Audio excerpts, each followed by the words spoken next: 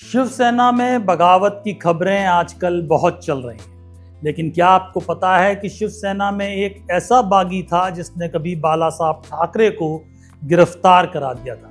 जी, आज किस्सा उस आदमी का जिसे कभी बाला साहब ठाकरे अपना सबसे भरोसेमंद शिव सैनिक मानते थे, लेकिन वही आदमी बाद में उनकी नजरों में सबसे बड़ा गद्दार बना और बाला साहब ने उससे हर रैली में लखोबा कहकर अपमानित करने की कोशिश भी की। जी, किस्सा दिलचस्प है। नमस्कार, मैं हूं पीयूष पांडे और आप देख रहे हैं द किस्सा।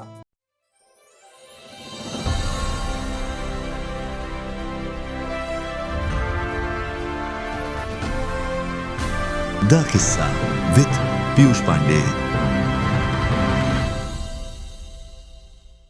इस किस्से की शुरुआत लेकिन मातोश्री से नहीं, मुंबई की भायखला सब्जी मंडी से होती है। नासिक में जन्मे एक बच्चे के सिर से 4 साल की उम्र में माँ बाप का साया उठ गया। नानी ने पाला। भायखला मंडी में फल और सब्जियां बेचते हुए बचपन गुजरा। कभी ठेला लगाया, कभी दूसरे के यहाँ काम किया। इसी संघर्ष के बीच पढ़ाई भी जारी रखी और मैकेनिकल इंजीनियरिंग का डिप्लोमा किया। फिर एक दिन किस्मत ने करवट ली। बंदा दोस्त के साथ एक सभा में पहुंचा। मंच पर एक कार्टूनिस्ट से नेता बने आदमी का भाषण चल रहा था। वो मराठी युवाओं के अधिकारों की बात कर रहा था। भाषण खत्म हुआ तो इस युवक ने जाकर कहा, साहिब मैं भी आपके साथ काम करना चाहता हूँ। और कुछ दिनों बाद उस आदमी यानी बाला साहब ठाकरे ने उसे माझगांव शाखा का प्रमुख बना दिया। उस युवक का नाम था छगन भुजबल। शिवसेना के शुरुआती दिनों में भुजबल ने खुद को पूरी तरह संगठन में झोंक दिया। वे तेज तर्रार थे, दबंग थे, शानदार वक्ता थे और ओबीसी समाज में उनकी अच्छी पकड़ थी। 1973 में पार्षद बने, फिर मुंबई के पहले शिवसेना मेयर बने। बाला साहब के इतने करीबी कि शरद पवार और बाला साहब के बीच संदेश पहुंचाने का काम भी अक्सर छगन भुजबल ही किया करते थे। एक दौर ऐसा भी आया जब महाराष्ट्र कर्नाटक सीमा आंदोलन के दौरान कर्नाटक में उनके प्रवेश पर पाबंदी लगा दी गई, लेकिन भुजबल वेश बदल बदल कर बाला साहब से मिलने बेलगांव पहुंचते रहे। कभी पत्रकार बनकर, कभी गुजराती व्यापारी बनकर। एक बार तो 1.5 महीने की जेल भी काटनी पड़ी। ऐसे रिश्ते थे गुरु और शिष्य के। लेकिन राजनीति में रिश्ते सिर्फ भावनाओं से नहीं चलते, सबके स्वार्थ होते हैं। 1985 के विधानसभा चुनाव के बाद शिवसेना विपक्ष की सबसे बड़ी पार्टी बनी। भुजबल को उम्मीद थी कि नेता प्रतिपक्ष वही बनेंगे, लेकिन बाला साहब ने यह जिम्मेदारी मनोहर जोशी को दे दी। भुजबल को मुंबई का मेयर बनाया गया, लेकिन उनके मन में एक टीस रह गई। उन्हें लगा कि उन्हें राज्य की राजनीति से हटाकर नगर निगम की राजनीति में भेज दिया गया। फिर आया मंडल आयोग का दौर। वीपी सिंह सरकार ने ओबीसी आरक्षण लागू करने का फैसला किया। भुजबल, जो खुद ओबीसी समाज से आते थे, इसके समर्थक थे, लेकिन शिवसेना मंडल कमीशन का विरोध कर रही थी। मतभेद अब मनभेद बन चुके थे और फिर 5 दिसंबर 1991 को महाराष्ट्र की राजनीति में आया भूचाल। छगन भुजबल 18 विधायकों के साथ अलग हो गए। पहली बार शिवसेना टूट गई। शिवसेना बी के नाम से नया गुट बना, जो बाद में कांग्रेस में शामिल हो गया।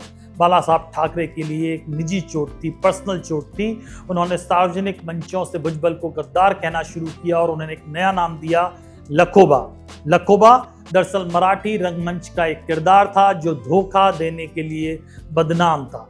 लेकिन कहानी यहीं खत्म नहीं हुई, कहें यहाँ से शुरू होती है। 1997 में महाराष्ट्र में शिवसेना और बीजेपी की सरकार थी। छगन भुजबल विधान परिषद में विपक्ष के नेता थे।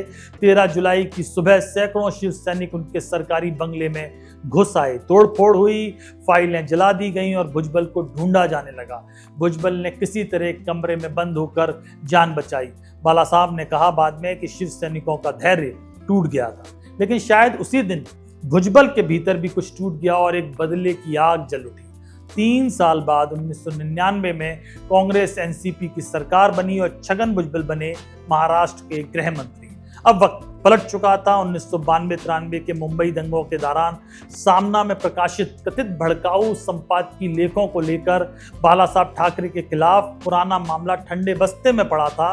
भुजबल ने जानबूझकर फाइल खुलवाई, मुंबई पुलिस को कार्रवाई का आदेश दिया और तारीख तय हुई 25 जुलाई सन 2000। मुंबई सहमी हुई थी, दुकानें बंद थी। आशंका थी कि अगर बाला साहेब गिरफ्तार हुए तो दंगे भड़क सकते हैं, लेकिन उस सुबह करीब 500 पुलिस वाले मातोश्री पहुंचे।